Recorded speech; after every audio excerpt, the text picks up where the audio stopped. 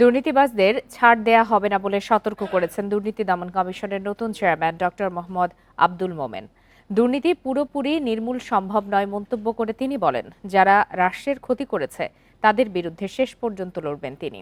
এ সময় সর্বস্তরে বৈষম্য দূর করার প্রত্যয় জানান আব্দুল মোমেন।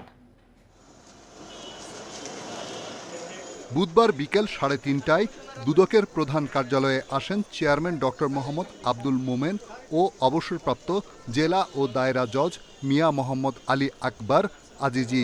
এরপর কমিশনের কর্মকর্তা কর্মচারীদের সাথে বৈঠক করেন তারা। 2 ঘন্টার বৈঠক শেষে সাংবাদিকদের সাথে কথা বলেন দুদক চেয়ারম্যান। জানান, দুর্নীতি পুরোপুরি নির্মূল সম্ভব নয়, তবে দুর্নীতিবাজদের বিরুদ্ধে শেষ পর্যন্ত লড়ে যাবেন তিনি। দুর্নীতি একেবারে নির্মূল করতে পারবো সেরকম প্রতিশ্রুতি দেওয়া বোধহয় ঠিক হবে না, কিন্তু আমরা যাতে আমাদের সাধ্যমতো কাজ করতে পারি সেটি আমাদের দেখতে হবে। 7 দিনের মধ্যে নিজেদের সম্পদের হিসাব দেয়া এবং জনসম্মুখে তা প্রকাশ করে স্বচ্ছতা নিশ্চিতের কথাও জানান দুদকের নবনিযুক্ত চেয়ারম্যান। রাজনৈতিক বিবেচনায় মামলা হয় কিসের উপরে? মামলা হয় অপরাধের উপরে। তাহলে রাজনৈতিক বিবেচনায় মামলা হওয়ার সুযোগ কোথায়?